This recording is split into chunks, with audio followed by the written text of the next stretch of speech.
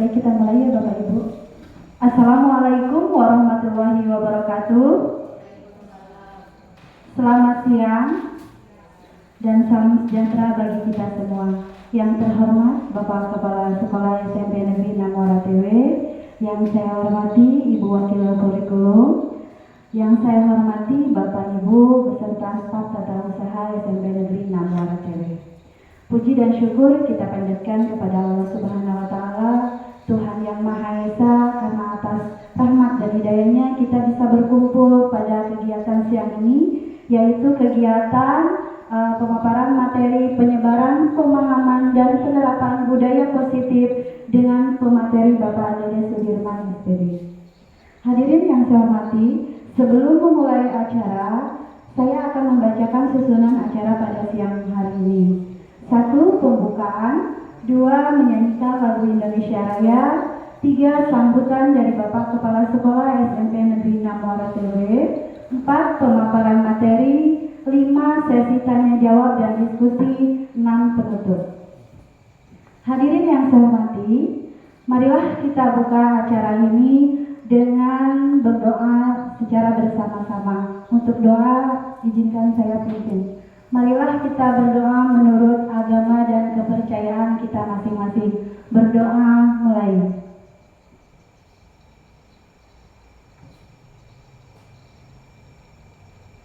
Selesai.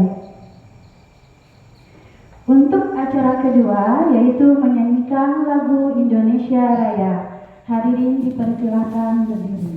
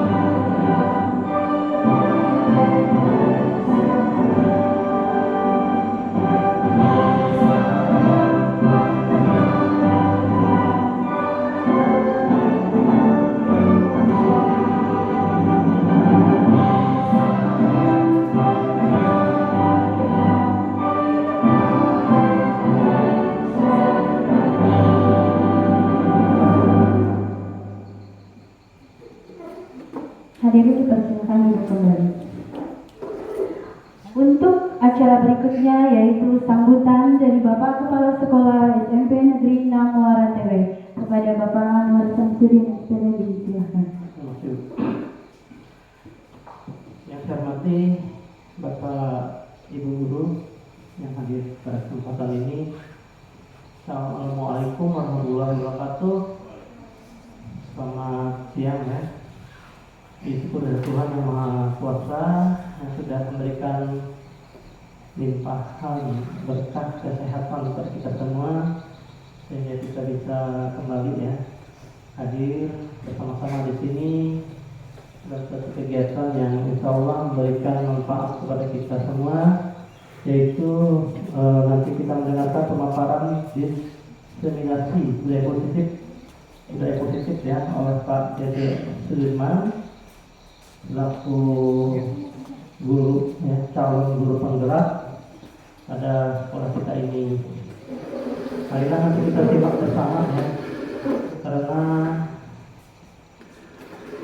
eh, ilmu yang diberikan itu nanti sangat bermanfaat untuk kemajuan sekolah kita sesuai dengan perkembangan zaman ya.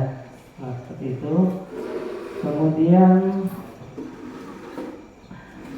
kita selalu berusaha ya memberikan dukungan kepada setiap guru maupun pegawai yang meningkatkan potensi dirinya, baik itu antara lain melalui ini ya CGP ini, yang lain mudah-mudahan nanti mengikuti dan bisa menyusul juga ya.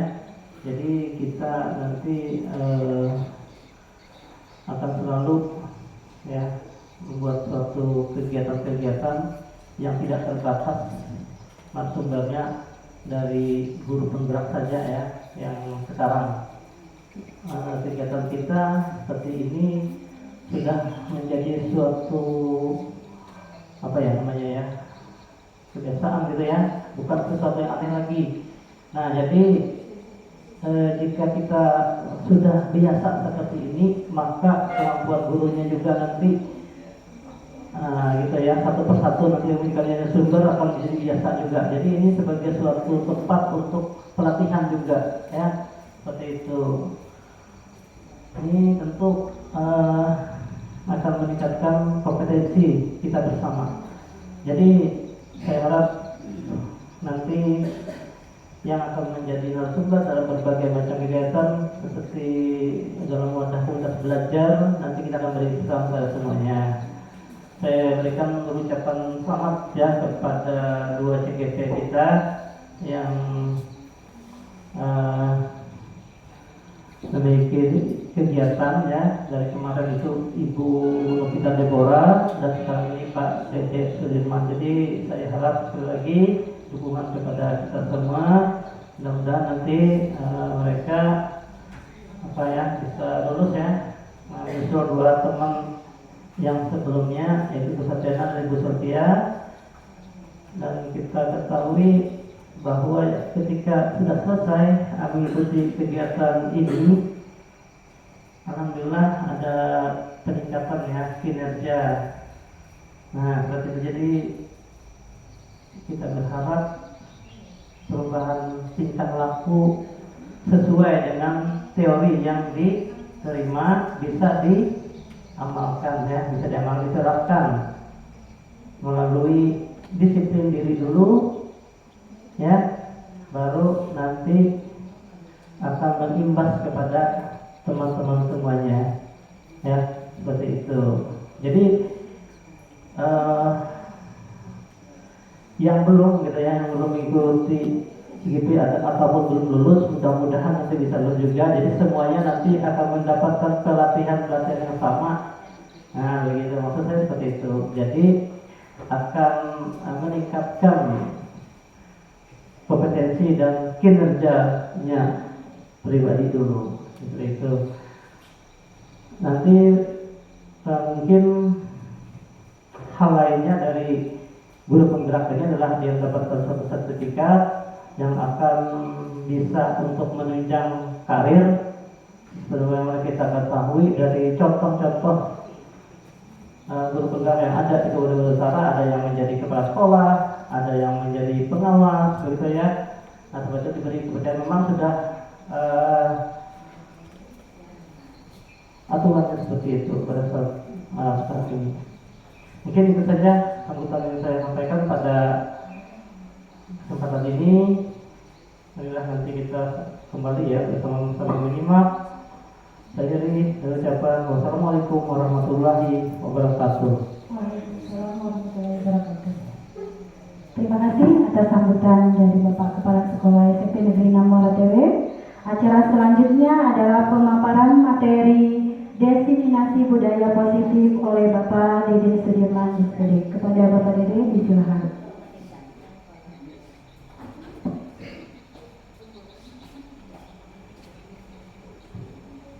Baik, bismillahirrahmanirrahim. Assalamualaikum warahmatullahi wabarakatuh. Salam sejahtera untuk kita semua. Yang terhormat Bapak Kepala Sekolah SMP Negeri 6 Muara Tewe, saya secara pribadi mungkin mengucapkan terima kasih karena atas kesediaannya bersedia untuk menghadiri acara diseminasi budaya positif. Kemudian Bapak Ibu guru yang saya hormati, pertama marilah kita panjatkan puji syukur kehadirat Allah Subhanahu wa taala, Tuhan yang Maha Esa, karena berkat perkenannya kita pada hari ini masih diberi kesehatan. Kemudian yang terutama yang harus kita syukuri adalah kita masih diberikan kesehatan, kemudian keimanan dan ketakwaan terhadap Tuhan yang Maha Esa. Bapak Ibu yang saya hormati, sebelumnya mungkin saya di sini memohon maaf kepada Bapak Ibu guru karena dengan adanya agenda ini Bapak Ibu guru semua tertahan yang seharusnya sudah pulang kemudian beristirahat bersama keluarga, tetapi dengan keikhlasan kemudian kesediaan Bapak Ibu untuk mengikuti acara ini. Semoga nanti kita bisa berdiskusi berkaitan dengan budaya positif yang ada di sekolah kita ini. Dan mudah-mudahan apa yang Bapak Ibu lakukan pada hari ini menjadi amal baik untuk kita semua. Baik Bapak Ibu, untuk mengefektifkan waktu karena waktu juga sudah terlalu siang. Namun sebelumnya saya di sini memohon kepada Bapak Ibu jangan terlalu suasananya itu serius, karena kita forumnya aja diskusi. Kita berkelakar, canda tawa, ya. Kemudian jangan terlalu kaku lah, ya kan. Namanya juga diskusi gitu. Nah, Bapak Ibu, ini adalah salah satu tugas saya mengimbaskan berkaitan dengan budaya positif yang ada di sekolah kita ini. Baik Bapak Ibu, sebelum memulai, mungkin saya meminta kepada Ibu Satriana untuk memimpin speaking dulu, biar kita lebih semangat, Bu. Ya, kepada Ibu Satriana disilahkan.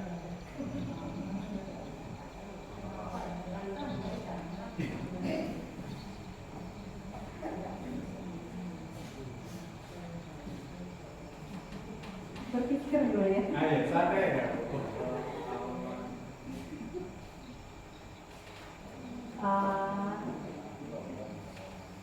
Apa ya?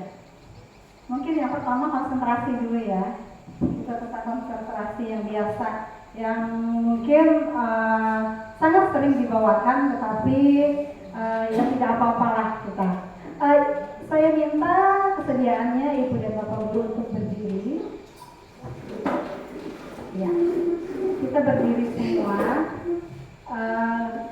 Saya meminta konsentrasinya kepada Bapak dan Ibu guru dengan apa yang saya perintahkan, seperti itu, apa yang saya minta.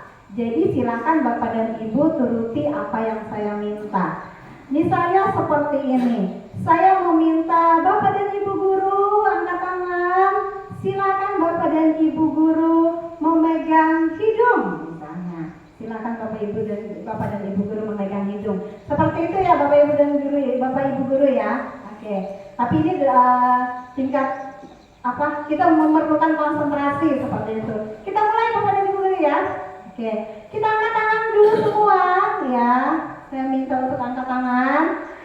Saya minta kita semua memegang kepala.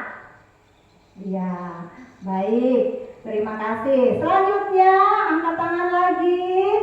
Saya minta kita semua memegang dagu. Janggut.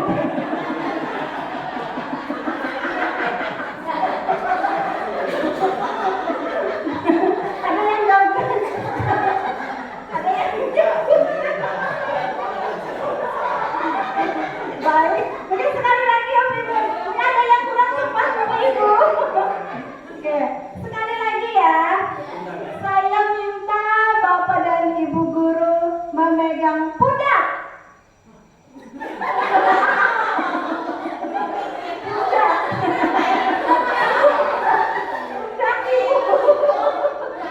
Pundak Bapak Ibu guru.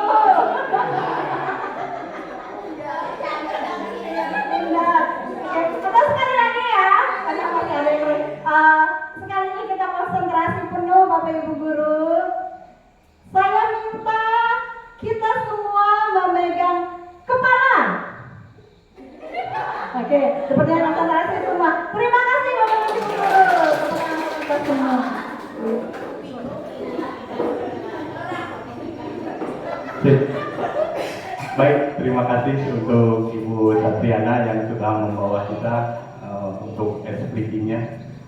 Itu salah satu mengetes konsentrasi kita ya. Bisa juga kita terapkan untuk memulai pembelajaran apakah anak sudah mulai konsentrasi atau tidak. Nah tadi Ibu Satriana permintaannya ikuti apa yang saya ucapkan. Pegang kepala, Ibu Satri pegang hidung. Nah, kan ikuti apa yang Ibu Satri ucapkan, ya, bukan yang dia lakukan. Baik, terima kasih ya untuk Ibu Satriana. Baik Bapak Ibu, kita masuk pada materi yaitu diseminasi budaya positif. Baik Bapak Ibu, ada sebuah pertanyaan yang nantinya akan mengantarkan kita di akhirnya nanti kita akan memahami apa itu budaya positif. Ada beberapa pertanyaan di sini, ya. Pemberian hukuman dapat mendisiplinkan siswa. Nah, Bapak Ibu setujukah dengan pertanyaan nomor 1 bahwa hukuman dapat mendisiplinkan siswa? Setuju tidak?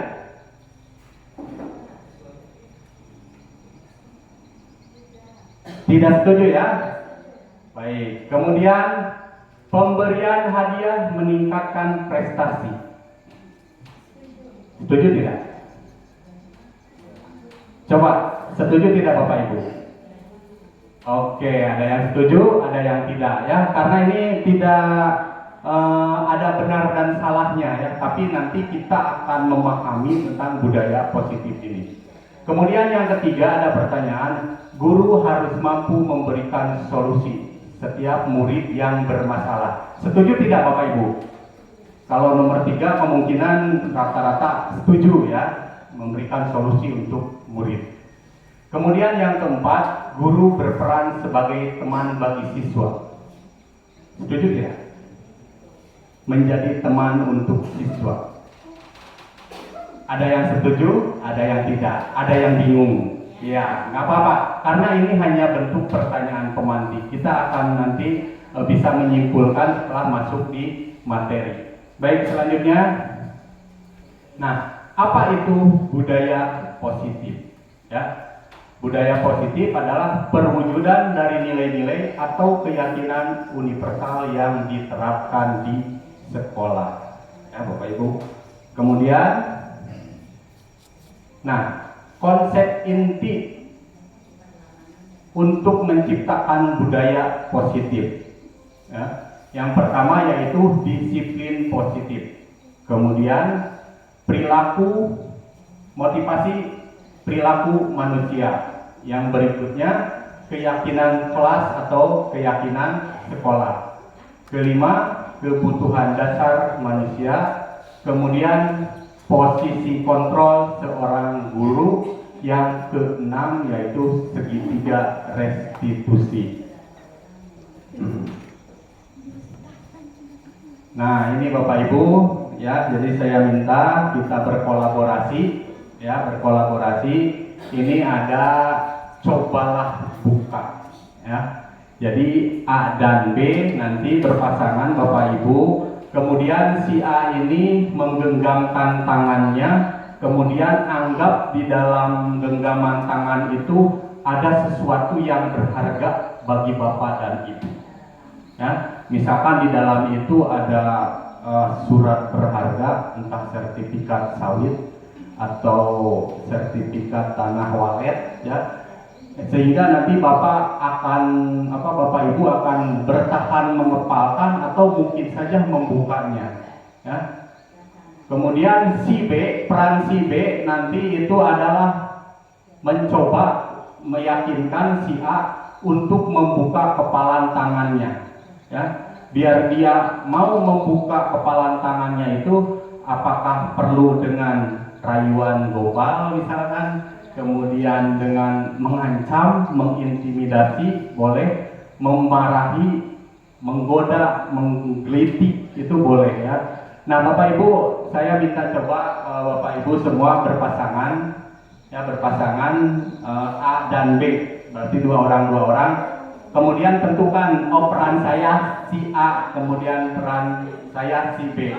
Kemudian satu orang yang A tadi, yang peran A tadi menggenggam tangannya, kemudian dia beranggapan bahwa di dalam genggaman itu ada sesuatu yang berharga. Silakan Bapak Ibu dicoba.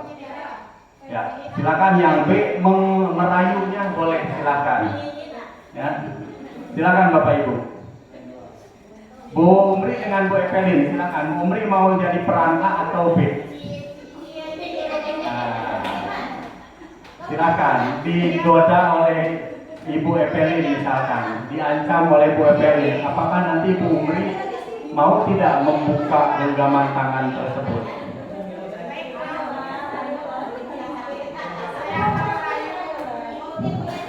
Ya, Pak Udin, A-nya ya. Misalkan Ibu Ros menggoda Pak Udin, sini buka, minta dibukakan gitu kan.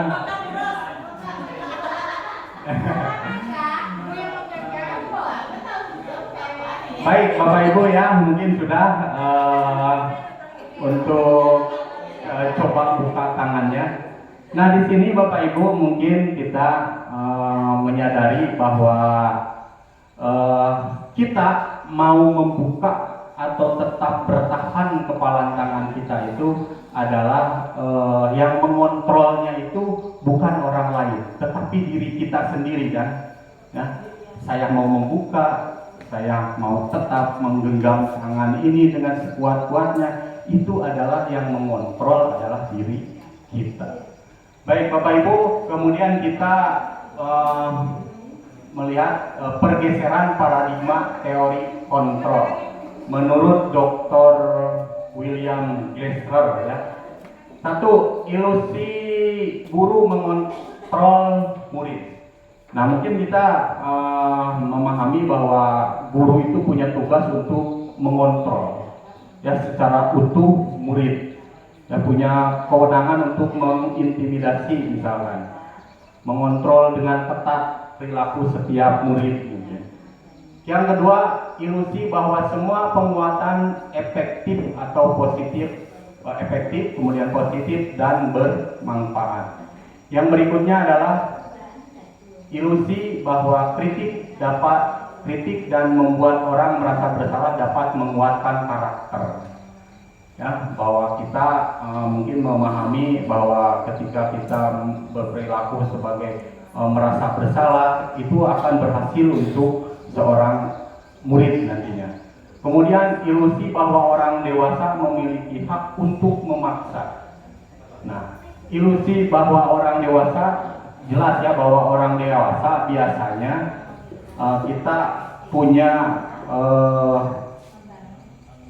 keyakinan bahwa orang dewasa itu bisa mengontrol anak-anak. Seperti kita saja Bapak Ibu ya, di rumah mungkin sebagai orang tua, bahwa kita punya ilusi, kita sebagai orang tua itu punya hak untuk mengontrol anak-anak kita di rumah.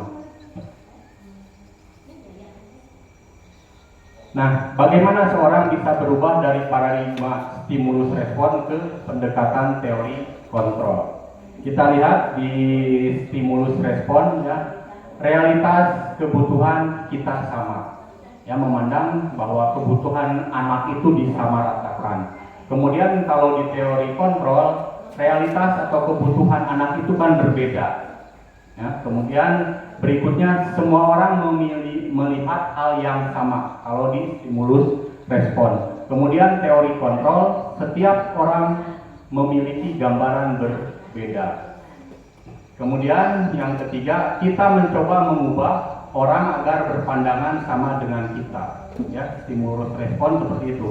Kita mencoba mengubah orang itu agar memiliki kesamaan pandangan. Lain dengan teori kontrol. Kita berusaha untuk memahami pandangan orang lain tentang dunia. Yang berikutnya, perilaku buruk dilihat sebagai suatu kesalahan. Nah, kalau di dalam teori kontrol, semua perilaku memiliki tujuan. ya perilaku anak-anak kita di sekolah. Mungkin ada siswa ini yang baik-baik saja, kemudian ada yang misalkan melanggar tata tertib. Nah, melanggar tata tertib pun mereka masih diyakini bahwa mereka memiliki tujuan. Ya. Selanjutnya di stimulus respon, orang lain bisa mengontrol saya. Nah, di teori kontrol hanya ada Anda yang bisa mengontrol diri. Ya, tadi yang genggaman itu, ternyata yang bisa mengontrol diri kita itu adalah kita sendiri. Selanjutnya, saya bisa mengontrol orang lain. Kalau di teori kontrol, Anda tidak bisa mengontrol orang lain. Ya, Bapak Ibu mungkin ke siswa di dalam kelas, nah, kerjakan tugasnya harus selesai besok misalkan.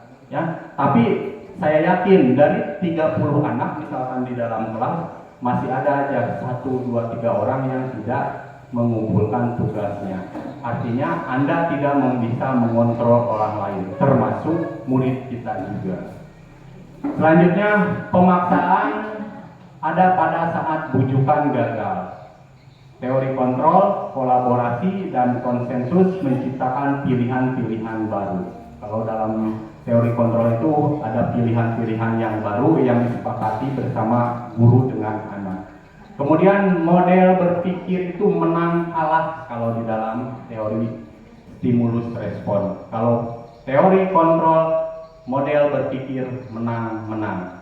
Ya, kalau di dalam teori respon itu ada menang kalah. Ada yang peringkat 1, peringkat 2, itu kan menang kalah. Kalau di dalam teori kontrol itu menang-menang. Artinya semua siswa tidak ada yang dirugikan. Dia yang peringkat 1 dengan yang peringkat 10 misalkan, dia tidak akan berpikiran yang peringkat 10 itu dia adalah kalah. Ya, mungkin seperti itu.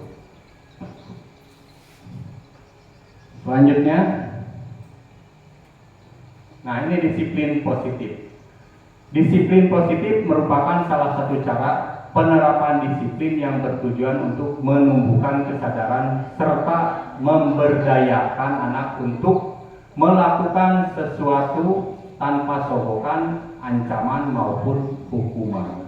Ya, Bapak Ibu, kita di sekolah mungkin kepada anak-anak sering juga kita memberikan intimidasi, ancaman misalkan, atau tanpa kita sadari sebenarnya ya.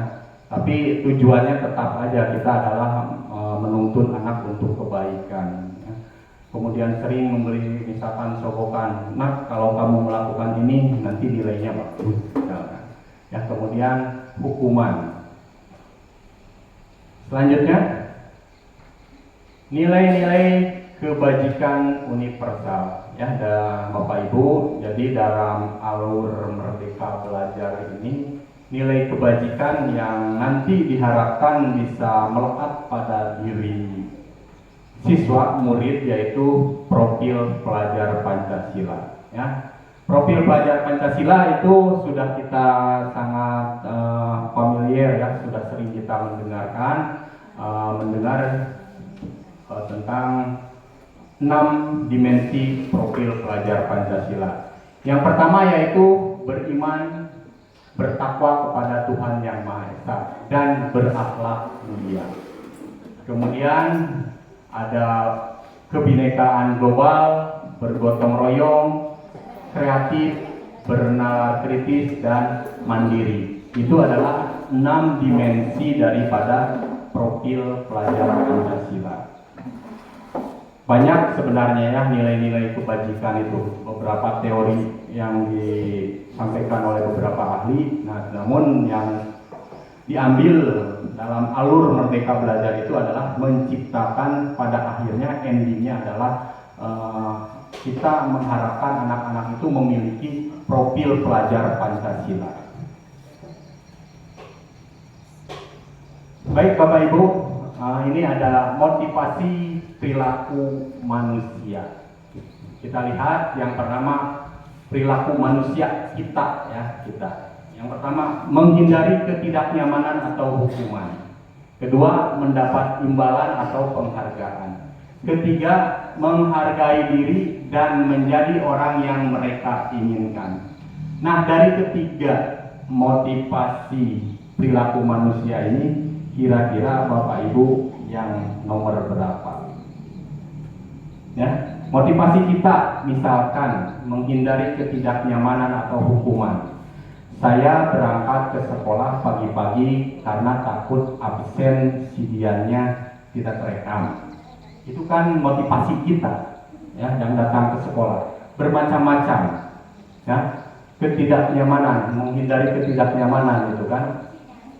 Atau saya datang ke sekolah pagi-pagi karena takut TPP-nya dipotong misalkan. Itu kan motivasi kita untuk menghindari ketidaknyamanan. Ya. Kemudian mendapatkan imbalan. Ya. Kita datang ke sekolah ingin mendapatkan misalkan sanjungan, pujian misalkan ya. Kemudian menghargai diri dan menjadi orang yang mereka inginkan. Nah, kira-kira Bapak Ibu ada di posisi yang nomor berapa? Nomor 3 ya. Ada yang nomor 3, ada yang nomor 1, ada yang nomor 2. Itu hanya hati Bapak Ibu yang tahu. Ya, motivasi Bapak Ibu datang ke sekolah itu, ya, tadi ada. Selanjutnya ini ada konsep hukuman, kemudian konsekuensi, kemudian restitusi. Ya, banyak Pak ini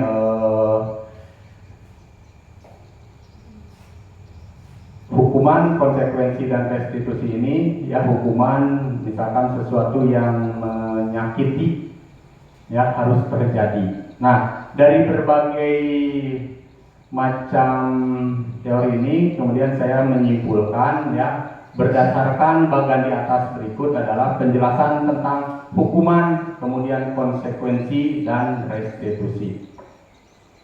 Oke, mungkin saya minta kolaborasinya siapa dari Bapak Ibu yang mau membacakan tentang hukuman, konsekuensi dan restitusi. Ya, Pak Iman, silakan bacakan. Siswa nakal.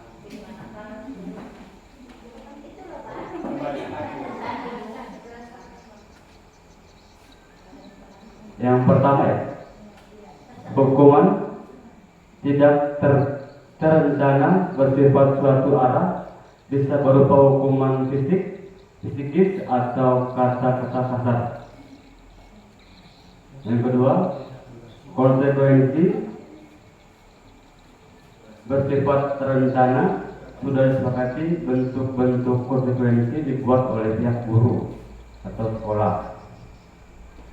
Yang ketiga, restitusi adalah proses menciptakan kondisi bagi murid untuk memperbaiki kesalahan mereka sehingga mereka bisa kembali pada kelompok mereka dengan karakter yang lebih kuat.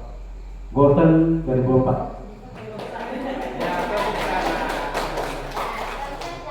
Baik, terima kasih untuk Pak Iman yang sudah bersedia membacakan berkaitan dengan hukuman, kemudian konsekuensi dan restitusi. Baik Bapak Ibu, yang pertama hukuman. Hukuman itu tindakannya tidak terencana. Misalkan Bapak Ibu secara spontan kita berada di lingkungan sekolah nih, melihat misalkan si Ariel datang ke sekolah tidak menggunakan sepatu, dia pakai sandal. Lalu kita dengan spontannya saja, ya, tidak terencana spontan. Ariel, lepas sepatunya, sandalnya, ya, sandalnya. Nah, kemudian suruh lari 5 putaran misalkan. Nah, itu kan dalam bentuk hukuman, tidak terencana.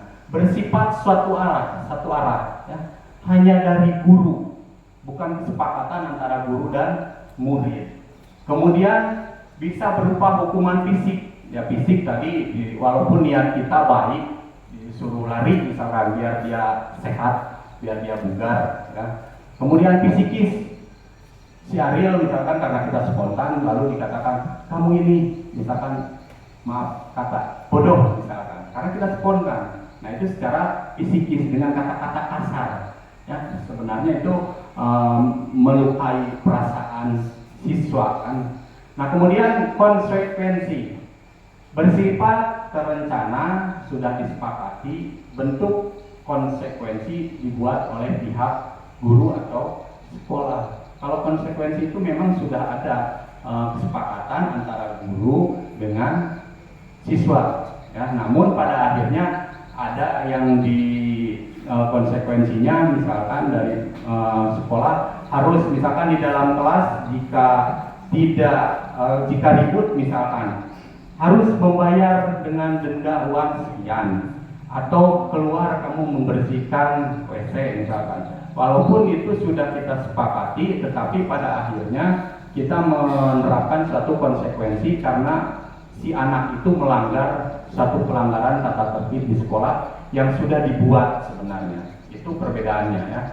Kemudian yang ketiga, restitusi adalah proses menciptakan kondisi bagi murid untuk memperbaiki kesalahan mereka sehingga mereka bisa kembali pada kelompok mereka dengan karakter yang lebih kuat. Nah, Bapak Ibu, dari ketiga bentuk hukuman, konsekuensi, kemudian restitusi, saya kira Bapak Ibu akan mengarah kepada nomor berapa kira-kira Bapak Ibu?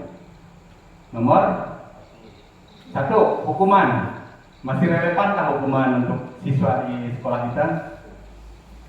Atau konsekuensi? Atau yang terakhir restitusi? Yang lebih sering di sekolah kita mengarah pada konsekuensi. Nah Bapak Ibu dalam Arul Merdeka Belajar mungkin nanti kita diarahkan bahwa ketika kita menghadapi siswa yang katakan bermasalah, dalam arti bermasalah itu melanggar tata tertib di sekolah, kita penyelesaiannya itu harus ditangani dengan menggunakan restitusi. Baik, selanjutnya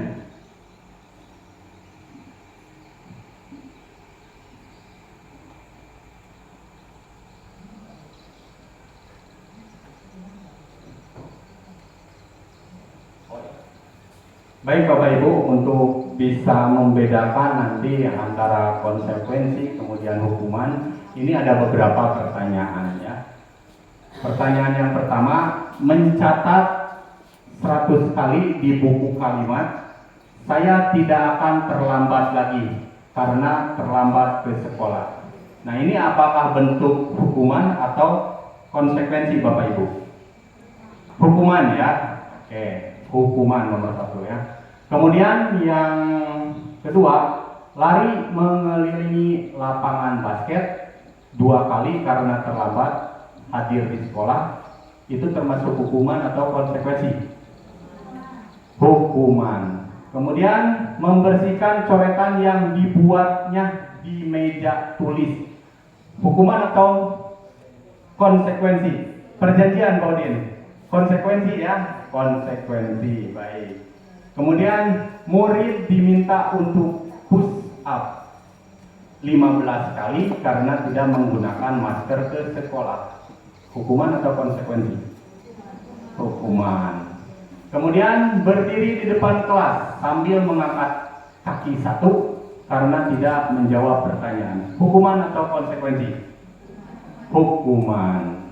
Kemudian membersihkan WC karena merusak pensil teman, konsekuensi hukuman? Hukuman. Hukuman.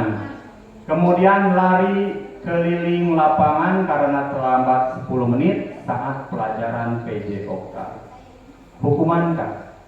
Bu Ena, hukuman? Hukuman. Yang lain bisa berpendapat untuk nomor 6? Terakhir ya, 7. Konsekuensi ya, karena berbeda dengan nomor 2 itu kan lari mengelilingi lapangan basket karena terlambat. Kalau ini lari keliling lapangan karena terlambat 10 menit saat pelajaran PJOK itu ya. Oke, jadi jangan terjebak di mengelilingi lapangannya ya. Karena temannya sudah lari misalkan 5 putaran, dia baru datang. Itu adalah konsekuensi. Nah, Bapak Ibu, kemudian dihukum oleh penghargaan. Nah, dihukum oleh penghargaan, satu, pengaruh jangka pendek dan jangka panjang. Kemudian bentuk penghargaan tidak efektif. Penghargaan merusak hubungan.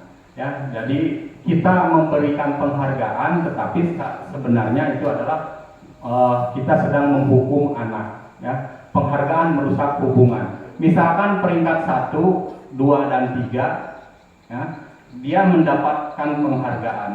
Dia yang nomor 2, nomor 3, peringkat 2 dan 3 merasa tidak puas. Akhirnya di dalam kelas mungkin bisa saja terjadi ketidaknyamanan antara peringkat 1, 2, dan 3 itu. Ya, jadi dihukum oleh sebuah penghargaan. Penghargaan mengurangi ketepatan. Kemudian penghargaan mengurangi kualitas. Penghargaan mematikan kreativitas dan penghargaan bersifat menghukum. Yang terakhir, motivasi dari dalam diri atau intrinsik.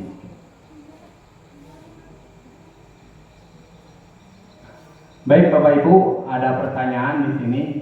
Mengapa keyakinan kelas bukan peraturan kelas? Ya, kita lihat. Nah, di sini mengapa kita memiliki peraturan tentang penggunaan helm pada saat mengendarai kendaraan roda 2 atau motor? Ya, di sini nilai keyakinannya itu bahwa dia mau menggunakan helm karena dia takut dengan peraturan. Artinya motivasinya itu masih dari luar, ya, untuk menggunakan helm itu bukan atas keyakinan atau kesadaran. Mengapa kita memiliki peraturan tentang penggunaan masker dan mencuci tangan setiap saat? Ini merupakan suatu keyakinan, karena kalau kita tidak menggunakan masker, kemudian tidak cuci tangan, itu akan berdampak pada kesehatannya. Artinya itu adalah sebuah keyakinan. Berbeda dengan tadi ya, karena dia takut peraturan, lalu dia menggunakan helm. Itu motivasinya dari luar. Kemudian menggunakan cuci tangan itu sudah dari dalam, intrinsik motivasinya. Baik, keyakinan kelas dibuat berdasarkan kesepakatan antara guru dan siswa bersifat universal. Ya Bapak Ibu, keyakinan kelas itu dibuat antara guru dan siswa berdasarkan atas kesepakatan, bukan guru yang mengendalikan. Kemudian peraturan biasanya dibuat oleh guru bersifat satu arah. Nah, berbeda ya, peraturan itu dibuat oleh guru. Murid ini harus A, harus B di kelas itu, tidak boleh ini, tidak boleh itu. Ya, beda dengan keyakinan kelas. Keyakinan kelas itu memang adalah kesepakatan daripada guru dengan siswa. Nah, Bapak Ibu, ini adalah prosedur pembentukan keyakinan sekolah atau kelas. Ya, jadi nanti harapannya ya, jadi Bapak Ibu, kita tahun ajaran baru kelas 7, 8, dan 9 sudah menggunakan kurikulum Merdeka. Artinya terima kasih untuk Bapak Ibu guru, mungkin yang beberapa sudah membuat keyakinan kelas, tetapi nanti mungkin ini jadi gerakan massal, jadi seluruh kelas harus membuat keyakinan kelas. Ya. Nah, ini tahapan-tahapan dalam membuat keyakinan kelas atau keyakinan sekolah. Ya, jadi mempersilahkan warga sekolah atau siswa di dalam kelas untuk mencurahkan idenya, ya, peraturan yang disepakati, yang dikehendaki oleh anak.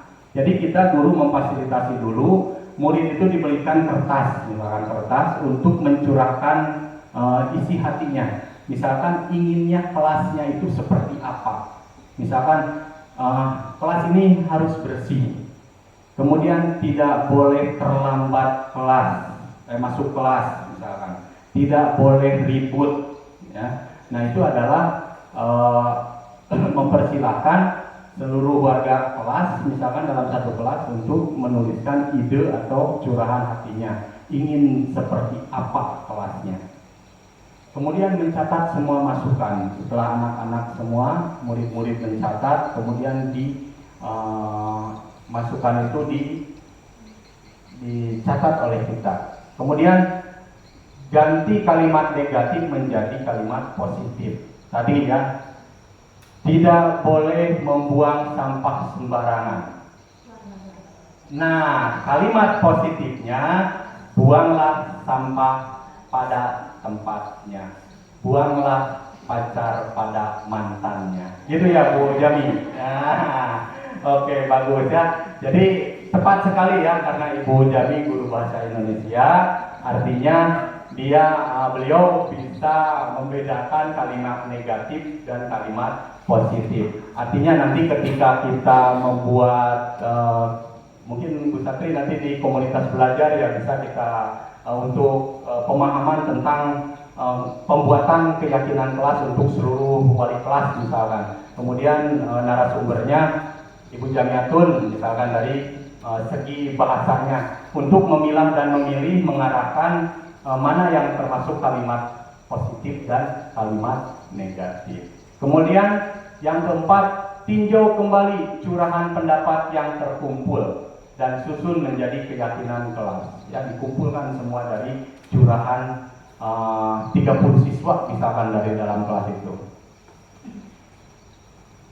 Tinjau ulang keyakinan kelas yang sudah tersusun 3-7 keyakinan. Ya, kita pilih mana yang termasuk misalkan berkaitan dengan kedisiplinan, kemudian mana yang berkaitan dengan kebersihan, kemudian mana yang termasuk misalkan tentang keimanan dan ketakwaan. Kita memilah dan memilihnya ya. Baik, yang berikutnya meninjau dan menyetujui dengan menandatanganinya.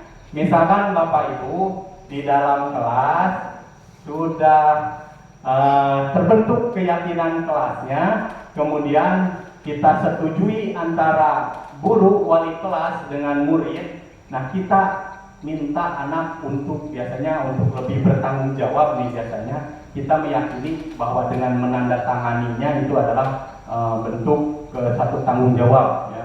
Jadi keyakinan kelas itu dibuat, kemudian ditandatangani oleh seluruh siswa, kemudian nanti wali kelasnya. Oke, keyakinan kelas yang terakhir setelah jadi Bapak Ibu, keyakinan kelas sudah disepakati, ditandatangani. Keyakinan kelas ditempel di dinding kelas.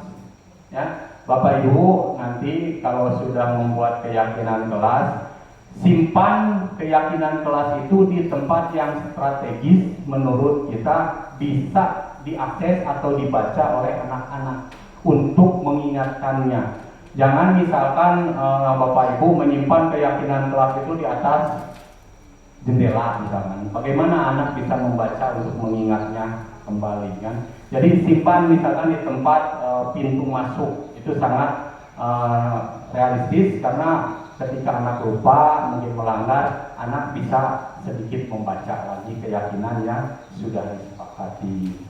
Baik Bapak Ibu, itu ya prosedur pembuatan keyakinan kelas. Selanjutnya, nah, Bapak Ibu di sini ada 5 posisi kontrol guru. Ya, awas kepleset membaca Ibu Ros ya. 5 posisi kontrol guru. Yang pertama adalah penghukum. Berikutnya pembuat merasa bersalah. Ketiga, posisi sebagai teman. Keempat, sebagai pemantau. Yang terakhir adalah manajer. Ya. Dari kelima posisi kontrol ini, Bapak Ibu kira-kira ini dijawab dalam hati aja ya. Sering menggunakan yang mana untuk Misalkan siswa melakukan sebuah pelanggaran, apakah saya menghukum, membuat merasa bersalah, teman, pemantau atau manajer?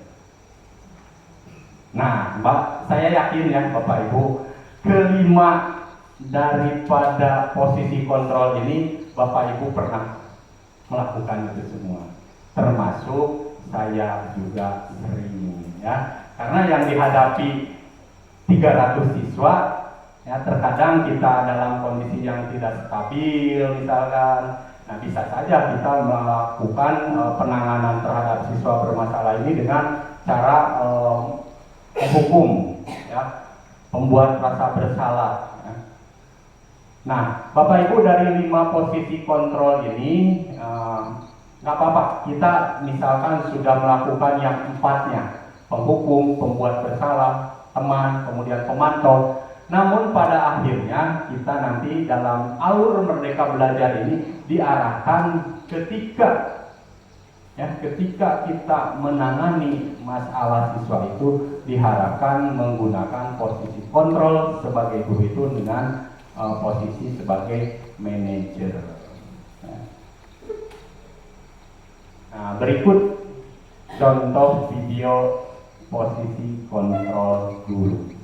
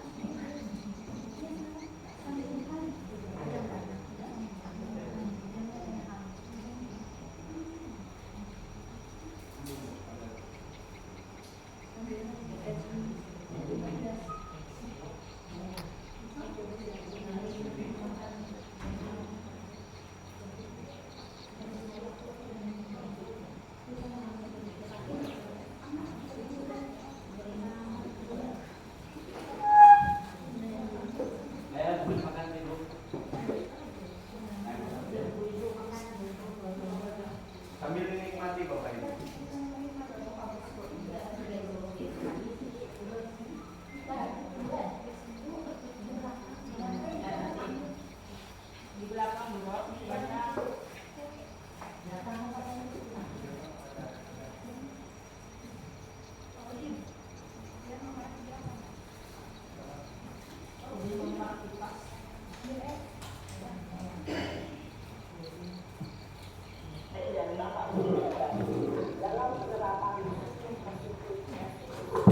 Salah satu program yang dikembangkan adalah 5 posisi kontrol.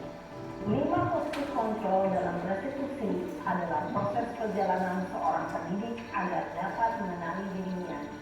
Pada video kali ini, kita akan membahas tentang 5 posisi kontrol yang dikembangkan oleh Diane Gosling dan contoh penerapannya.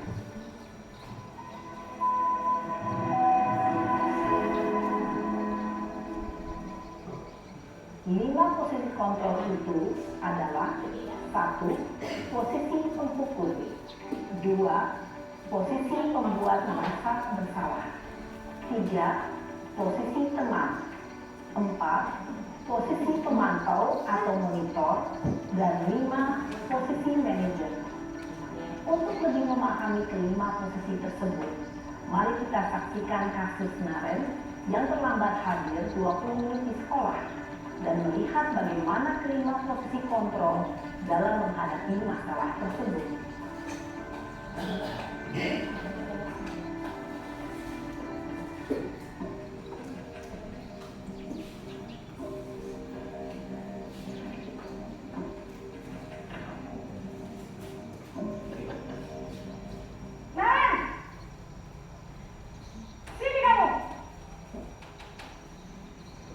Selamat pagi, Bu.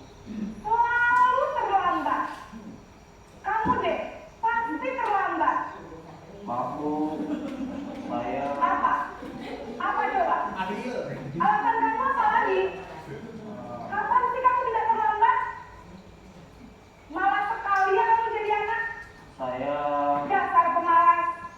Gak kapok-kapok sih kamu. Sudah berapa kali terlambat? Sana, kamu keliling lapangan basket 2 kali.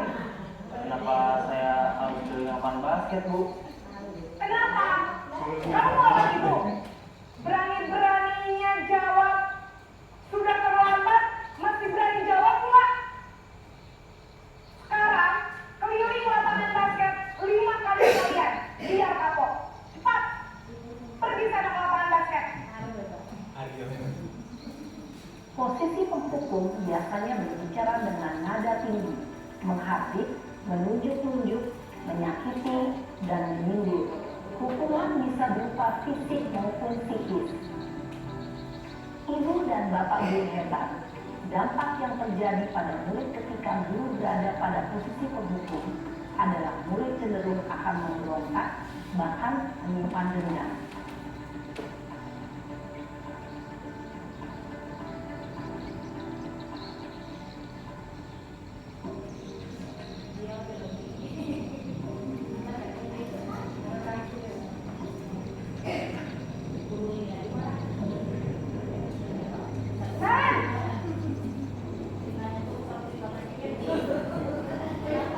Selamat pagi, Bu. Naren, kamu kenapa terlambat lagi, nak? Ya Tuhan, Naren, kamu senang ya bikin ibu susah ya? Kalau kamu terlambat lagi, nanti ibu yang ditegur bapak kepala sekolah, nak. Disangka ibu tidak bisa membina kamu. Duh, gimana ini? Maaf, Bu. Duh, Gusti Naren. Kamu suka ya kalau ibu ditegur bapak kepala sekolah? Terus, sekarang ibu harus tulis apa yang di buku absen? Ini kamu sudah sering terlambat loh. Ibu harus apa coba? Maaf, Bu. Maaf. Ya sudah, lain kali jangan bikin ibu susah lagi anak ya. Ibu tidak akan kuat lagi kalau kamu gini terus. Bisa jatuh sekali kalau ibu ditegur bapak kepala sekolah. Sana cepat, kelas. Maaf ya, Bu. Maaf. Posisi pembuat rasa bersalah berbicara dengan nada tenang, cenderung lembut. Namun kata-kata yang diutarakan membuat murid merasa menjadi orang yang gagal, memandang buruk dirinya sendiri, merasa tidak berharga, dan tidak sanggup membahagiakan orang lain. Ketika guru mengambil posisi pembuat rasa bersalah, murid akan menganggap dirinya yang bersalah dan ia akan menyimpan emosi negatif tersebut di dalam dirinya.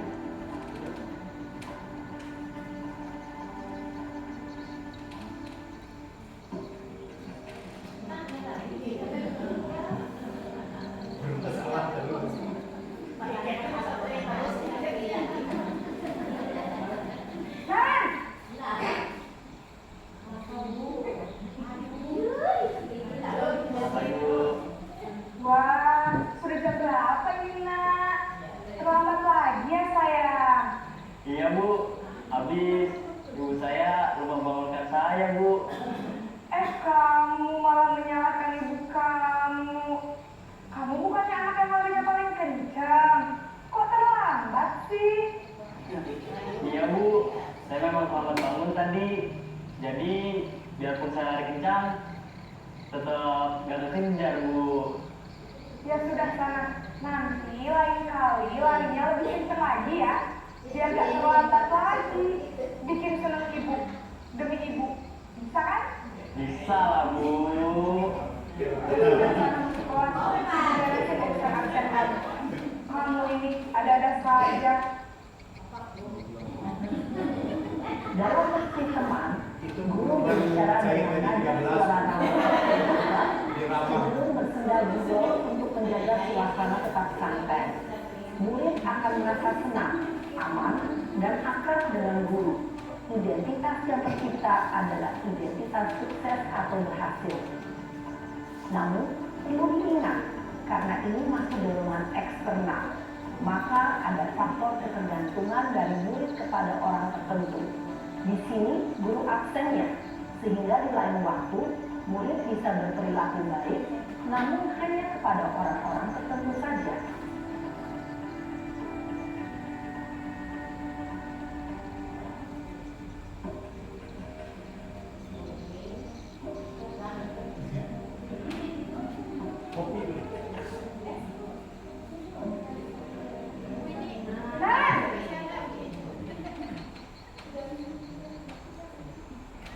Selamat pagi Bu. Naren, apa peraturan sekolah kita tentang jam berapa kita harus masuk sekolah, nak?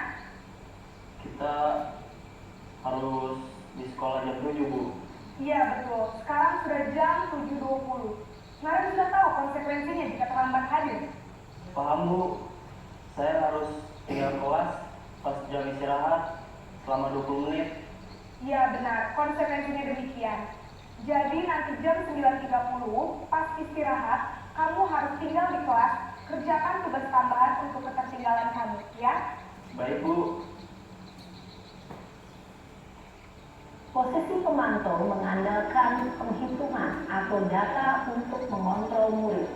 Guru mengarahkan murid berdasarkan peraturan dan konsekuensi. Seorang pemantau menunjukkan bahasa tubuh dan ekspresi wajah yang datar dan cenderung formal.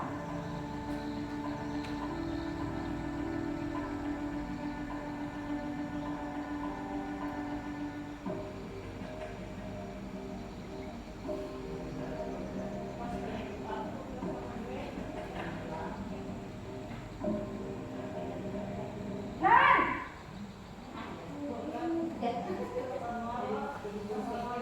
Selamat pagi Bu. Selamat pagi, Naren. Maaf Bu, saya terlambat. Iya, sekolah masuknya jam 7, sekarang sudah jam 7.20. Jadi sekarang bagaimana ini, Naren? Maaf Bu, saya lupa setel alarm saya semalam. Baiklah, menurut kamu, keyakinan sekolah yang mana yang perlu kamu tingkatkan? Menghargai diri sendiri dan orang lain mungkin ya Bu. Setuju. Jadi, apakah Naren meyakini prinsip saling menghormati tersebut? Iya Bu, saya meyakininya. Apakah Naren bersedia memperbaiki masalah keterlambatan ini? Bersedia Bu. Bagaimana kamu akan memperbaiki masalah keterlambatan ini? Saya akan coba untuk tidak lupa menyetel alarm saya Bu. Baik, kalau Naren lupa menyetel alarm di rumah, ada orang yang kira-kira bisa bantu mengingatkan tidak? Ada Bu, kakak saya, Kak Emma. Ada lagi selain saya? Selain Kak Emma, ada ibu saya. Baik, jadi yang mengingatkan Naren adalah Kak Emma dan ibu kamu ya? Kira-kira akan mulai setel alarm kapan nih, Naren? Setelah pulang sekolah, akan segera saya lakukan. Baik, jadi Naren akan setel alarm untuk bangun besok pagi dan akan diingatkan oleh kakak dan ibunda Naren ya. Ada lagi yang mungkin perlu dilakukan Naren agar tidak terlambat bangun lagi. Tidak ada Bu. Baik Naren, terima kasih untuk kerjasama kamu. Sekarang kamu perlu kembali ke kelas untuk belajar. Baik Bu, terima kasih. Posisi manajer adalah posisi kontrol yang disarankan untuk membimbing murid memiliki sikap disiplin yang positif, yaitu murid yang mandiri, bertanggung jawab, dan dapat memecahkan masalah. Tujuan dari posisi ini adalah agar murid dapat berefleksi atas tindakannya Guru akan dengan tulus memberikan pertanyaan-pertanyaan bermakna, sehingga membuat murid dapat belajar dari kesalahannya dan mencari sebuah solusi untuk menyelesaikannya. Ibu dan bapak guru hebat, setelah mengamati adegan kelima posisi kontrol tadi, kira-kira posisi mana yang paling ideal? Posisi mana yang dapat menunjang motivasi intrinsik murid? Ya, tentu posisi manajer. Posisi ini memang posisi ideal yang ingin dituju setiap pendidik. Pada posisi inilah, guru dapat menerapkan disiplin positif yang berpihak pada murid, yang memerdekakan murid.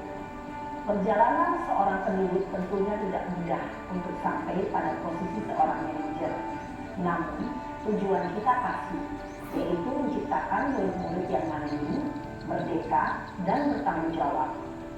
Semoga penggambaran 5 posisi kontrol yang telah diperlihatkan ini dapat menjadi ajang refleksi bagi kita semua, agar dapat terus mengasah dan menerapkan disiplin positif yang memerdekakan murid. Mari terus berlatih dan bersemangat. Selamat menerapkan. Salam dan bahagia, Ibu dan Bapak Guru hebat.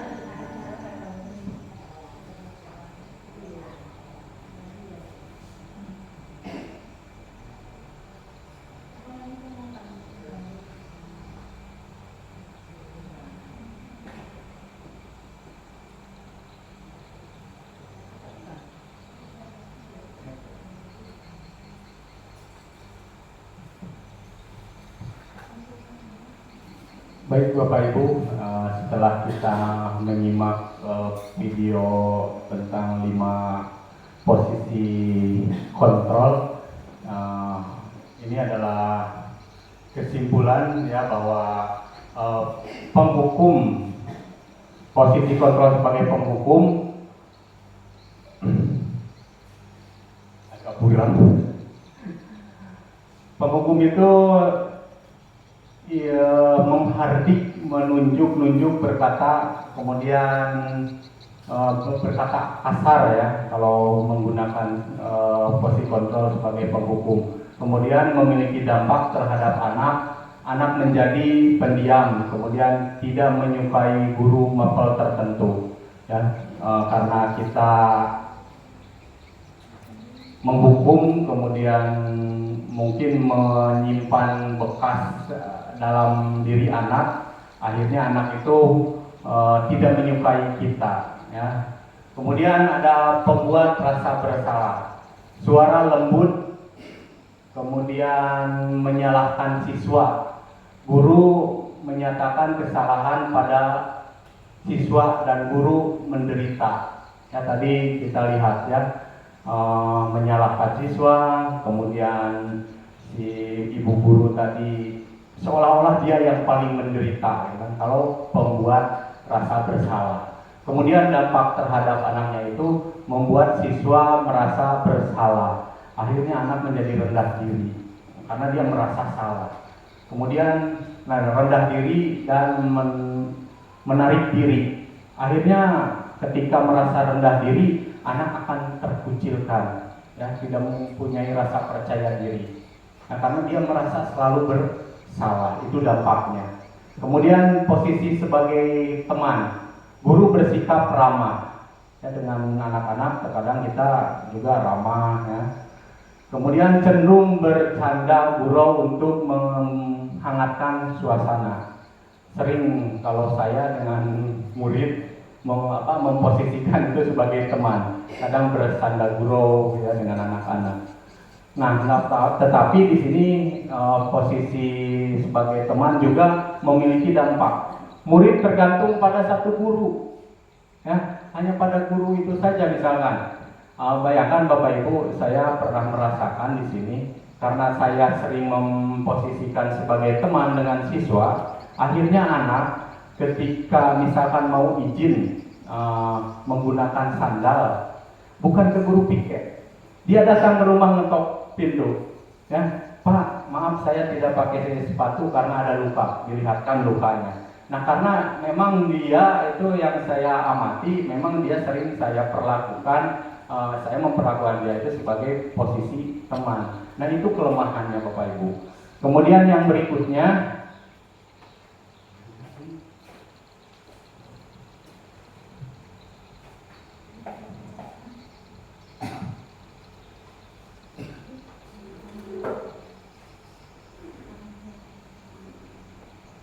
nah, pemantau.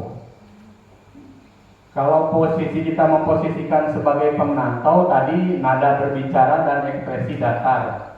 Kemudian identifikasi berhasil. Pemantau tetap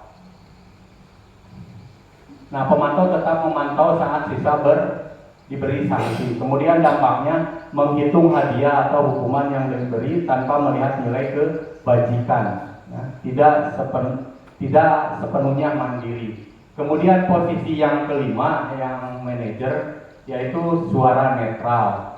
Terjadi identitas positif berhasil. Kemudian mengajukan pertanyaan bermakna. Ya, tadi di video kita lihat bagaimana ketika si ibu tadi memposisikan sebagai manajer. Dia berkata, kemudian menanyakan alasannya kenapa dia datang terlambat. Kemudian kira-kira keyakinan kelas mana yang dilanggar, kemudian bisakah kamu memperbaikinya, kemudian siapa yang bisa mengingatkan kamu. Nah, itu adalah mengajukan pertanyaan-pertanyaan bermakna. Kemudian membantu sisa memecahkan masalah. Ya, tadi katanya, kalau kamu terlambat lagi, kira-kira apa yang bisa kamu lakukan? Ternyata si Naren tadi menjawab bahwa saya bisa bangun lebih pagi dengan cara menyetel alarmnya, ya. Itu dalam bisa memecahkan masalah itu pertanyaannya. Kemudian dampaknya, masih ada dampak. Murid mandiri, jelas ya ini. Kemudian mempunyai percaya diri memecahkan masalah sendiri, jadi tidak ada ketergantungan lagi. Dia bisa memecahkan ketika ada permasalahan itu, dia bisa menjawab dengan sendirinya, memecahkan masalah sendiri. Berikutnya, nah ini kebutuhan dasar manusia, ya Bapak Ibu, bahwa kebutuhan dasar manusia itu ada 5. Nah, kebutuhan dasar orang dewasa dengan murid apakah berbeda atau sama? Ya, saya kira sama Bapak Ibu ya, karena semua kita di dunia ini yang pertama memiliki kebutuhan yang pertama adalah untuk bertahan hidup, ya. Kemudian penguasaan, kasih sayang dan rasa diterima, kesenangan, kemudian kebebasan. Nah, ini adalah 5 daripada kebutuhan dasar manusia. Berikutnya, nah Bapak Ibu, untuk memahami 5 kebutuhan dasar manusia ini tadi, kita ada beberapa pertanyaan. Aku senang main kejar-kejaran dengan ibu guru, seru katanya. Nah, ini apakah termasuk kesenangan, pemenuhan kebutuhan, kemudian kasih sayang dan rasa diterima, penguasaan atau kebebasan atau kesenangan? Bapak Ibu, nomor 1. Aku senang main kejar-kejaran dengan ibu guru. Kesenangannya? Kesenangan, ya. Kemudian ibu kejar aku karena ibu guru sayang aku. Apa? Kasih sayang. Kasih sayang ya Bapak Ibu. Kasih sayang dan rasa diterima, ya, itu secara psikolog. Kemudian aku hebat kan, bisa kejar ibu guru. Bisa kejar ibu guru aku. Kira-kira apa? Termasuk mana ini, Bu? Penguasaan. Setuju nggak penguasaan? Ya, penguasaan, benar. Kemudian yang terakhir, aku bosan belajar mewarnai terus di dalam kelas. Kira-kira ini termasuk kebebasan, ya, kebebasan sudah jelas. Baik Bapak Ibu, selanjutnya berkaitan dengan dunia berkualitas. Dunia berkualitas itu kalau kita ibaratkan Bapak Ibu, kita sekarang nih zamannya selfie, berfoto-foto kan senang-senang. Nah, kira-kira di gambar foto Bapak Ibu di HP itu yang akan disimpan oleh Bapak Ibu adalah foto-foto yang seperti apa? Yang memiliki kualitas atau yang buruk-buruknya? Yang baik-baiknya ya, yang berkualitas. Nah, sama ya. Jadi dunia berkualitas ini ada beberapa pertanyaan. Siapakah orang yang paling penting dalam hidup Anda? Ya, Bapak Ibu pasti ya dalam hidup itu memiliki siapa orang yang menjadi, misalkan saya ini jadi saya seperti ini saat ini, pasti ada orang di belakang Bapak Ibu. Kemudian nilai-nilai kebajikan apa yang terpenting dalam hidup Bapak Ibu guru? Misalkan Bapak Ibu yang menganggap nilai kebajikan yang paling penting dalam hidup Bapak Ibu adalah misalkan kejujuran, nilai kejujuran. Ya. Kalau Anda menjadi orang yang ideal, karakter apa atau sifat apa yang Anda paling inginkan pada diri Anda? Ya. Nah, kalau karakter itu karakter misalkan tanggung jawab. Ya. Kemudian pencapaian Anda yang Anda sangat banggakan. Ya. Bapak Ibu yakin dalam perjalanan karir, perjalanan hidup kita pasti ada pencapaian yang sangat Bapak Ibu banggakan dalam sepanjang hidup Bapak Ibu. Ya. Kemudian apa pekerjaan ideal bagi Anda? Kalau ditanya pekerjaan ideal sudah barang tentu kita sebagai Bapak Ibu guru. Ya. Kemudian Anda di mana Anda merasa itu titik puncak hidup Anda yang paling bermakna dalam hidup Anda. Nah, yang merasa ketika ibu berada negeri di atas awan lah, paling tingginya ibu pasti pernah merasakan itu. Ya, misalkan merasa saya ketika di puncak itu kita sebagai orang tua mampu menyekolahkan anak sampai S2 atau S3. Kemudian ketika titik puncak itu saya memiliki sekian kapling misalkan, kapling sawit misalkan. Itu adalah titik puncak yang Bapak Ibu miliki dalam alur hidup Bapak Ibu masing-masing ya. Selanjutnya ini Bapak Ibu yang terakhir yaitu segitiga restitusi. Nah, dalam segitiga restitusi ada 3 tahapan. Yang pertama yaitu menstabilkan identitas. Ya. Menstabilkan identitas itu ada setiap orang pasti pernah melakukan kesalahan. Ya, ketika nanti kita menangani anak, dalam menangani permasalahan anak, kita akan menstabilkan identitas dulu. Ya, jadi bentuk-bentuk pertanyaannya nanti akan ada contohnya Bapak Ibu ya. Nah, setiap orang pasti melakukan kesalahan. Bukan hanya kamu, termasuk Bapak juga pernah melakukan kesalahan misalkan. Kemudian validasi kebutuhan. Kamu tentu punya alasan mengapa melakukan hal itu, mengapa kamu melakukan pelanggaran misalkan, kenapa kamu tidak memakai sepatu. Pasti anak datang ke sekolah itu punya alasan. Kemudian adakah cara yang lebih baik untuk mendapatkan apa yang kamu dibutuhkan? Misalkan tadi kenapa kamu tidak pakai sepatu, ternyata sepatunya itu basah. Kemudian kita tanyakan lagi, kira-kira ada nggak yang efektif agar sepatu kamu itu tidak basah, misalkan pada hari Senin. Ya, solusinya siswa itu harus misalkan hari Minggu mencucinya terlebih dahulu misalkan.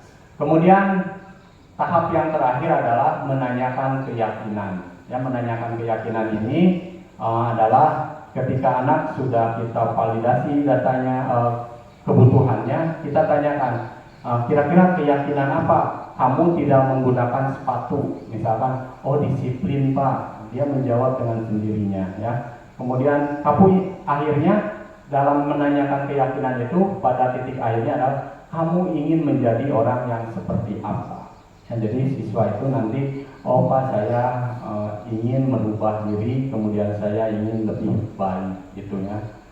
Jadi itu Bapak Ibu tahapan dari segitiga restitusi. Nah, Bapak Ibu untuk lebih memahami segitiga restitusi, ini adalah yang terakhir. Berikut adalah contoh penerapan praktik dalam menangani permasalahan siswa dengan menggunakan segitiga restitusi. Assalamualaikum warahmatullahi wabarakatuh. Saya Putri Mantul Fitri, calon guru PBH dari Kabupaten Selatan. Baiklah, pada video kali ini saya akan mempresentasikan penyelesaian kasus siswa dengan menggunakan segitiga restitusi. Selamat menyaksikan.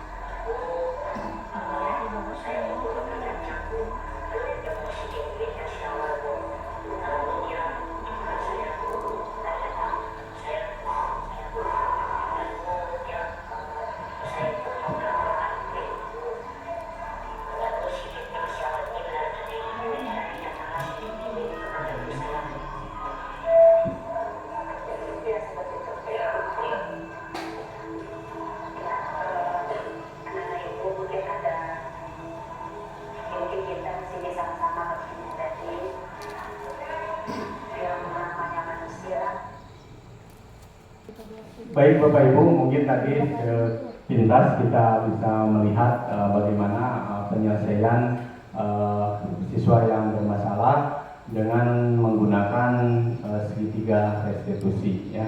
Baik Bapak Ibu, mungkin itu saja yang bisa saya sampaikan. Mohon maaf apabila dalam penyampaian saya banyak kekurangan, kemudian ada hal-hal yang kurang berkenan di hati Bapak Ibu guru semua. Kemudian saya mengucapkan terima kasih yang setinggi-tingginya atas partisipasi dan kehadiran Bapak Ibu semuanya. Saya akhiri, wassalamualaikum warahmatullahi wabarakatuh.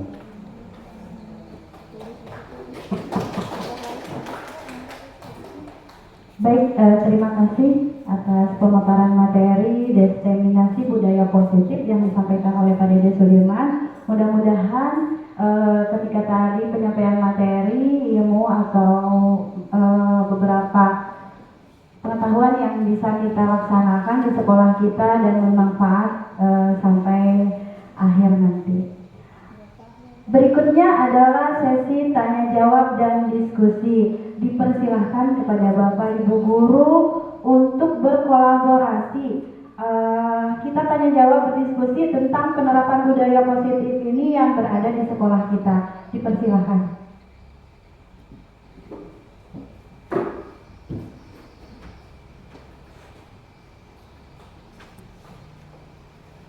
Baik, terima kasih atas kesempatan yang diberikan oleh Cik Evan terkait dengan budaya positif yang sudah disampaikan. Saya ingin bertanya, tadi kita sudah menyimak bersama-sama tentang disiplin positif. Nah, di sini saya punya siswa yang mungkin punya karakter tersendiri berbeda dengan yang lain. Nah, siswa ini seringkali membolos. Kemudian sudah beberapa kali dibina, sudah dipanggil menghadap wali kelas, sudah ditegur, sudah dinasihati, tetapi masih melakukan hal yang sama. Nah, kira-kira bagaimana atau pola seperti apa yang bisa kita lakukan atau bisa kita kita berikan pembinaan bagi siswa yang kasusnya seperti ini. Ya, seperti itu. Terima kasih. Baik, terima kasih. Tepuk tangan dulu buat Ibu Evelyn, pertanyaan yang luar biasa. Dipersilahkan pada Bapak Ibu Guru untuk menanggapi, atau Bapak Dede selaku pemateri. Baik, terima kasih untuk Ibu Evelyn ya yang sudah memberikan pertanyaan. Ini pertanyaan yang bagus ya, artinya ini kasus yang sering terjadi mungkin di sekolah kita. Ketika anak kita sering melakukan kesalahan, kemudian kita lakukan pembinaan, apakah di sini mungkin Ibu Evelyn sudah menempuh atau melakukan tahapan-tahapan dalam misalkan anak tersebut apakah ditangani dengan menggunakan segitiga restitusi atau bagaimana, Bu? Menggunakan segitiga restitusi belum. Oh, ya. Jadi yang ingin saya ketahui ini hukuman atau konsekuensi apa yang harus kita berikan untuk siswa yang seperti ini. Ya. Baik ya, jadi mungkin dalam rangkaian Ibu Evelyn menangani siswa tersebut, saya yakin sebenarnya Bu Evelyn itu sudah menerapkan tahapan restitusi. Nah, cuma bahasanya aja yang baru kita kalau dalam alur Merdeka Belajar ini mungkin yang baru kita kenal. Nah, sebenarnya kita sudah mempraktekkan itu semua. Nah, kemudian bagaimana ketika anak tersebut memang terus melakukan pelanggaran.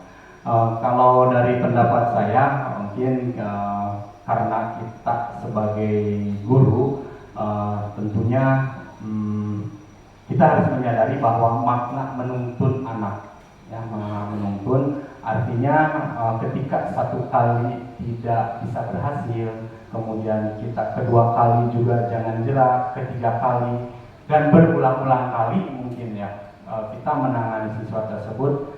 Kemudian ketika kita sudah menerapkan segitiga restitusi, misalkan kemudian kita sudah menuntun anak tersebut untuk kembali kepada kodratnya. Nah, mungkin salah satu yang bisa ditempuh adalah berkolaborasi dengan orang tuanya.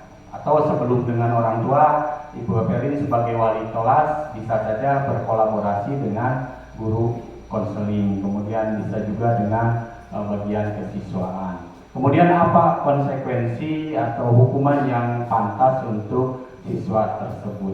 Nah, Bapak Ibu, berkaitan dengan hukuman dan konsekuensi, tentunya kita perlu nanti membicarakan kira-kira yang layak untuk anak tersebut itu ketika melanggar itu apa sih hukuman konsekuensi yang tepat untuk siswa seperti anak didik Ibu Evelyn ini. Jadi intinya bahwa berkolaborasi dengan orang tua, kemudian guru konseling, kemudian kesiswaan, atau bahkan terakhirnya mungkin nanti duduk bersama dengan Bapak Kepala Sekolah bagaimana membicarakan langkah yang tepat untuk anak tersebut. Mungkin demikian Bu Evelyn. Baik, terima kasih atas jawaban dari Saudara Bapak Dede. Ada yang ingin menambahkan Bapak Ibu atau Bapak Bapak Kepala Sekolah pada menambahkan. Silakan Bapak Ibu, atau cukup? Cukup. Baik, berikutnya ada pertanyaan lagi terkait tentang penerapan budaya positif atau langkah-langkah segitiga restitusi yang sebenarnya sudah kita lakukan, hanya mungkin tahapan-tahapannya yang perlu diperdalam lagi ya. Baik, tidak ada pertanyaan lagi Bapak Ibu. Acara selanjutnya yaitu penutup. Bapak Ibu yang saya hormati, sekian rangkaian kegiatan yang sudah kita lalui pada siang hari ini. Saya selaku pemandu acara memohon maaf apabila ada kata-kata atau perilaku yang kurang berkenan. Sekian, wassalamualaikum warahmatullahi wabarakatuh. Selamat siang.